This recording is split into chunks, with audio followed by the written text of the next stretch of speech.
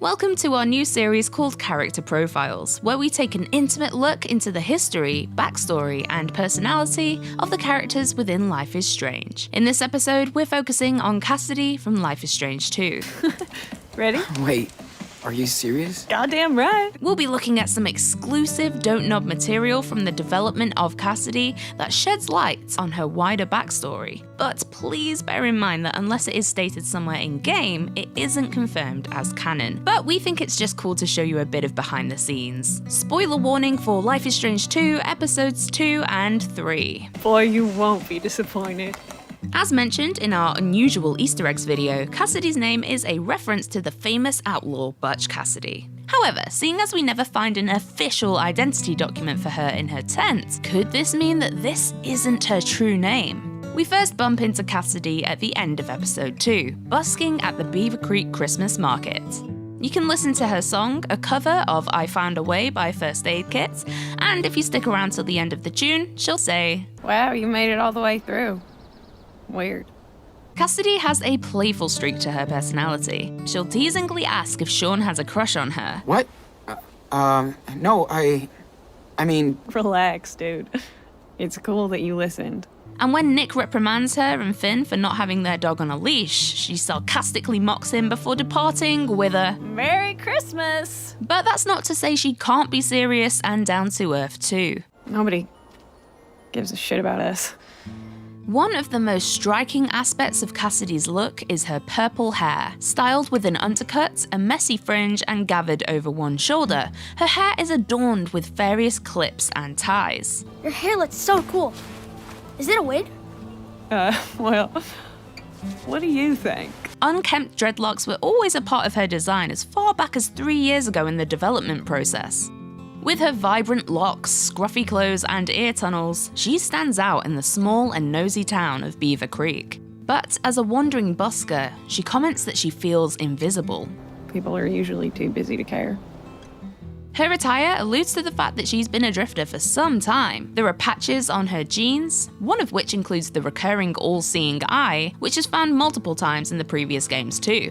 On her feet, she sports black-heeled hiking boots laced with mismatching blue and white shoelaces, but interchanges these with some multicolored high-top trainers whilst in the camp.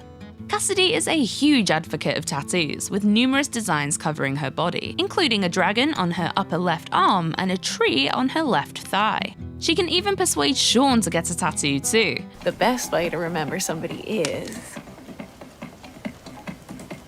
a tattoo.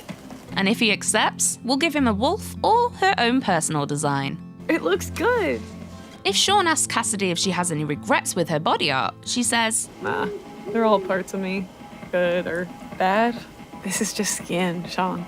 Like a sketchbook you'll carry around all your life. You never regret what you write in a diary, right? Only read it with nostalgia. In episode 3, Wastelands, much more is revealed about our favourite Southern Belle's personality. From the very start of the episode, when inspecting her tent, Sean will comment that she's way messier than him, which is hard to believe, as well as being more of a sleepyhead.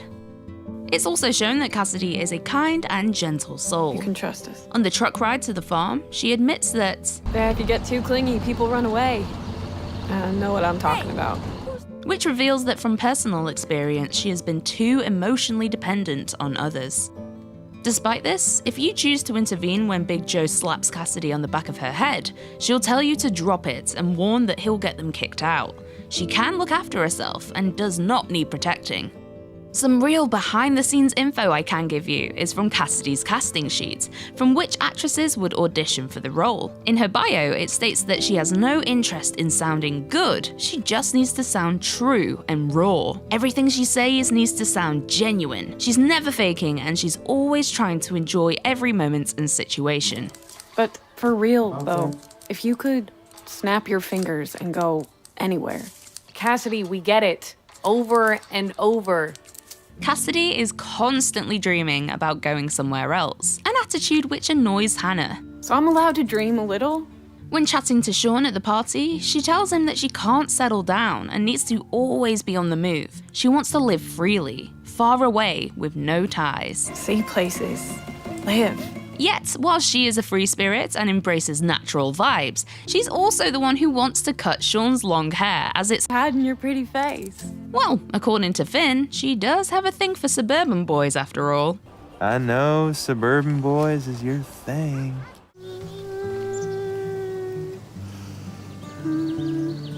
All these empty streets have flown away. Hey, You'll usually find her working on a song on her guitar. She's a talented singer and guitarist, and in episode 2, Sean says that she should go on one of those talent shows to display her gift to the world, to which she responds that it's not really her thing. I hate TV and show business shit. In an interview with Hardcore Gamer, Cassidy's voice actress, Sarah Bartholomew, said that her own interest in music helped her immediately connect with Cassidy. Sarah says, "I think the guitar and music is Cassidy's safe space. It's where she allows herself to speak from her heart and is vulnerable without hesitation. When she's playing, she's free. Music, dance, and art in general have always been in my safe space. Safe space is honestly too empty of a phrase to even describe it. It's my magical universe. It's what makes sense." Sounds like Cassidy and Sarah would be good friends. Like most of the drifters, Cassidy hasn't had the easiest past life. This is explained when Sean is sketching her in the camp in episode 3, and she comes over to chat. Boo! Man, you are so focused when you draw. When Sean asks if she would ever go back to Texas, she says, No fucking way.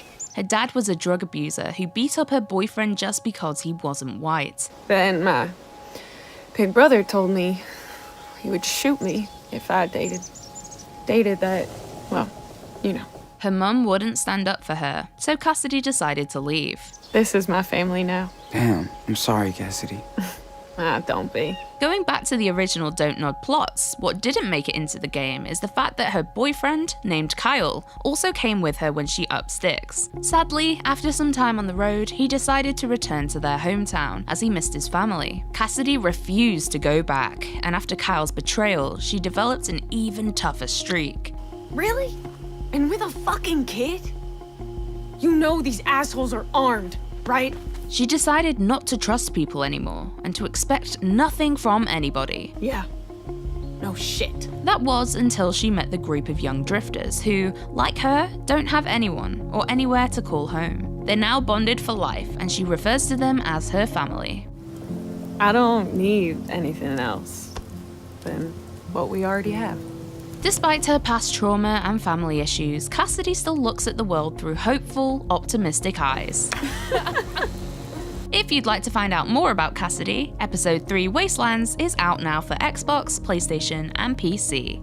Who do you want us to explore in character profiles from Life is Strange 2 next time? Tell us in the comments. Make sure that subscribe button is ticked, as well as notifications, so you can be reminded when we create new videos. We also want to give a special comment shout out in each video, so make sure you continue commenting and you could be in the next one. We've got Joshua Helau, who says, "I just want to thank all of the team of Life is Strange for putting together and creating the most memorable games of my life. They will always make me feel so happy talking about their games. It's a feeling no one can explain after years of watching the story unfold. Merci." Hayden Garcia says, "I just want to give a big congratulations to all of you. May the forces of time and wind keep you safe."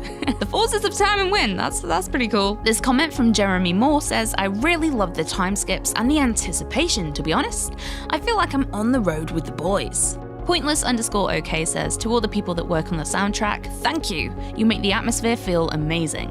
Baytrix says, "Finn sitting all alone is the representation of my social life." Same. And finally, Stephen Gates says, "Thanks, Jonathan Morali. This is an amazing soundtrack." I've been Lucy from the Life is Strange team at Square Enix, and we'll see you later.